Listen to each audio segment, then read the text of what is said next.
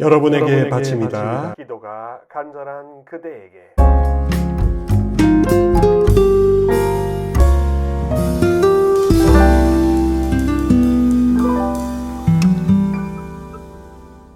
평화를 부이는 기도, 우리 성 프란치스코 사부님의 기도문에 대해서 좀 더 나눠보고자 합니다. 보통 이 프란치스코의 평화를 구하는 기도, 평화의 기도를 두고 혹자는 이게 진짜 프란치스코가 쓴 기도냐라고 하는데 아니라고 주장하는 학자들도 있습니다. 근데 그것을 논박하는 것이 이번 기도 에피소드의 핵심이 되는 건 아니겠죠. 중요한 건 프란치스코가 추구하고자 하는 평화라는 것이 그 시대상과 또 우리 지금 이 기도를 바치는 사람들에게 어떤 효과가 있는가야 더 실용적이고 합당하다고 할 수 있겠습니다. 프란치스코 우리 사부님께서 활동하시던 그 혼돈의 시대에는 십자군 전쟁으로 인해서 사회로 굉장히 혼탁해졌을 거고 또 많은 교회가 부패와 주님의 정신과 설립자이신 하느님 아버지의 그런 구원 의지와 많이 동떨어져 있었던 그런 것은 부끄러운 현실이지만 사실이었습니다. 그렇기 때문에 프란치스코는 더더욱 개혁을 추구해야 했던 개혁의 도구가 되었습니다. 근데 아이러니하게도 개혁가가 개혁이라는 것을 기치로 내걸지 않았죠. 오히려 복음이 원래 살고자 하는 그 본질을 진심 어리게 삶으로써 추구하였기 때문에 개혁이 이루어지는 그런 도구가 되었던 것입니다. 또 한 가지 여기서 유념해야 될 가장 중요한 핵심적인 내용이 있습니다. 그것은 바로 평화입니다. 평화를 이야기할 때 많은 교우분들이 오해하시는 부분이 있습니다. 평화라고 하면 어떠한 고통과 시련도 나에게 허락되면 안 된다 라고 해서 아버지 하느님께서 마치 멸균하시듯이 고통이라는 씨앗도 다 멸균해 주셔야 된다고 생각하면서 이 고통이 완전히 사그러들 수 있도록 기도하실 수 있습니다. 근데 그리스도께서도 하느님의 아드님으로 아드님이셨지만 고난에서 면제되지 않으셨다라는 점을 생각합시다. 그러면 그리스도 교회에서 고통은 무엇입니까? 그것은 구원을 위한 견책 혹은 거쳐야 될 어떤 구원의 문 이런 식으로 받아들여야 할 현실로 인식하게 되는 겁니다.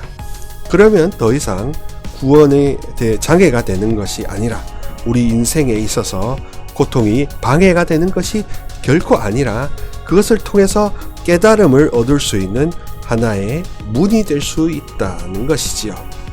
그렇기 때문에 평화는 기본적으로 고통과 반대되는 것이 아닙니다. 오히려 고통을 통하여 평화에 도달할 수 있다라는 그런 손바닥에 이렇게 앞과 뒤와 같은 연결관계를 생각하셔야 할 것입니다. 게다가 성경에서 말하는 평화는 하느님의 충만함, 축복을 이야기합니다.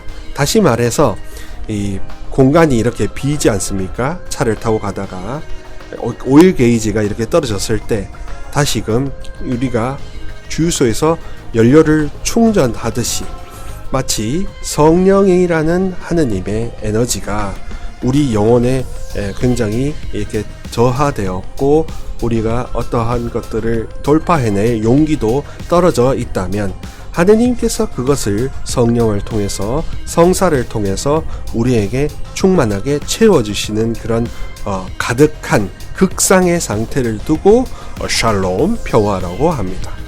따라서 하느님의 동적인 그런 역사하심을 생각한다면 그리고 우리가 하느님의 기운에 힘입어 성령의 은총에 힘입어 이 삶을 살아가는 그런 그리스도인이라는 것을 생각할 때 평화라는 것은 그야말로 계속해서 하느님께서 우리에게 불어넣어 주고자 하시는 그런 사랑의 성령, 그 영이 충만한 영적 충만의 상태를 두고 평화로 할 수 있겠습니다.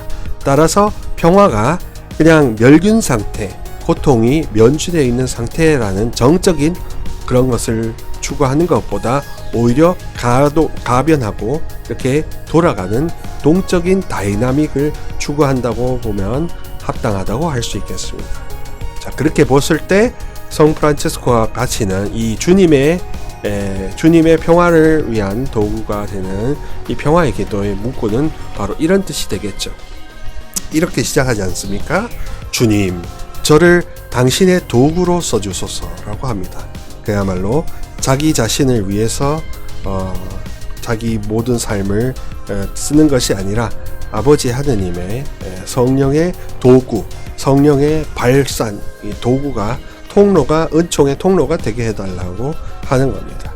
그래서 미움이 있는 곳에 사랑을 전하고, 다툼이 있는 곳에 용서를 발산하며, 분열이 있는 곳에 일치를 가져다 주고, 의혹이 있는 곳에 신앙을 심어주는 그런 사람이 되고, 그릇됨이 있는 곳에 진리를 전파하는 사람이 되며, 절망이 있는 곳에 희망을 가져다 주는 그런 우편 배달부가 된다라고, 그렇게 되기를 희망한다고 사부님께서는 이렇게 펼치고 계십니다.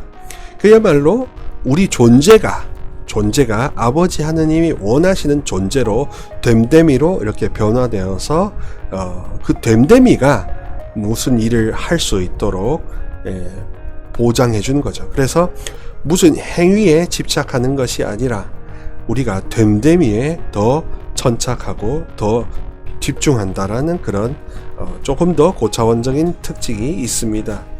어두움에 빛을, 슬픔이 있는 곳에 기쁨을 가져오는 자 되게 하소서라고 하였습니다. 싸우거나 미워하는 것이 왜 그런 거냐라고 했을 때 사람들은 어떤 행위, 내가 그런 사람들을 마음에 안 들어 했기 때문에 라고, 그 사람이 나에게 이러한 외부의 어떤 다른 제3 요인이 나를 건드렸기 때문에 라고 생각하기가 가장 쉽죠. 그렇지만 생각해 보면 더 깊이 성령과 함께 내 모든 내적 성찰을 해보면 내 안에 어떠한 것들이 결핍되어 있다든지 내 안에 어떤 요소가 됨됨이가 미치지 못해 있던 그런 요소가 더 큰 원인이 제공자가 됩니다. 따라서 변혁은 어디에서 이루어져야 하느냐? 바로 됨됨이의 변혁이 이루어져야 한다고 하는 거죠. 위로받기보다는 위로하고, 이해받기보다는 이해하며, 사랑받기보다는 사랑하게 하여 주소서라고 기도하십니다. 그렇게 됨됨이를 변화시키는 것을 통해서 이제 내가 씀씀이가 달라지는 겁니다. 마음을 쓰는 것, 또 지갑을 열어서 돈도 쓰는 것, 이런 식으로 됨됨이가 씀씀이를 변화시키는 겁니다. 어떻게 마음을 쓰느냐에 더 너무 이렇게 어떤 것을 하느냐, 어떤 것을 쓰느냐, 여기에 대한 것만 관심을 둔 나머지 내 됨됨이를 변혁하려는 마음은 없다면 그것은 주객이 전도되었다고 성 프란치스코께서 가르쳐 주고 계시지요. 우리는 줌으로써 용서받고 용서함으로써 용서받으며 자기를 버리고 죽음으로써 영생을 얻기 때문입니다 라고 말씀하십니다. 그리스도인들의 성소는 뭐냐? 그리스도화입니다. 그리스도화는 무엇입니까? 우리가 신적으로 상승하고 하느님께서 육적으로 인적으로 하강하시는 이런 교환의 신비를 이루는 겁니다. 그것은 궁극적으로 쉽게 말을 하면 뭡니까? 우리의 됨됨이가 우리의 씀씀이를 결정한다는 겁니다. 우리의 씀씀이가 이전에는 굉장히 중요했다면 세상 안에서 어떻게 성공하려면 씀씀이가 굉장히 중요하지 않겠습니까? 해프게 쓰는 것도 문제지만 인색하게 안 쓰는 것도 문제였다면 이제 구원과 영적인 문제, 삶 전체에 대해서 생각할 때 됨됨이가 씀씀이를 바꾸어 놓는다라는 것을 알려주고자 이런 기도가 됩니다. 평화를 비는 기도를 통해서 우리는 예수님께서 원하시는 자녀요 형제, 아버지께서 원하시는 종이며 심부름꾼으로서 모든 사람들을 위해 섬기고 모든 사람들을 사랑하려는 그런 마음의 씀씀이가 커질 수 있어야 할 것입니다. 그래서 무엇보다도 가장 추구해야 될 것은 하느님 아버지의 영이 내 마음 안에, 내 영혼 안에 충만할 수 있도록 그렇게 아버지와 유대가 항상 흘러넘쳐야 한다는 겁니다. 다시 한번 말씀드리지만 우리의 됨됨이가 우리의 씀씀이 우리 삶의 만족감, 행복을 결정한다는 것입니다. 오늘도 시청해 주셔서 감사하고 구독과 좋아요 한 번씩만 눌러주시고 계속해서 이어지는 영상을 바로바로 만나실 수 있도록 알람 설정해서 전체로 바꿔주시기 부탁드립니다. 준도 주님의 평화를 빕니다. 감사합니다.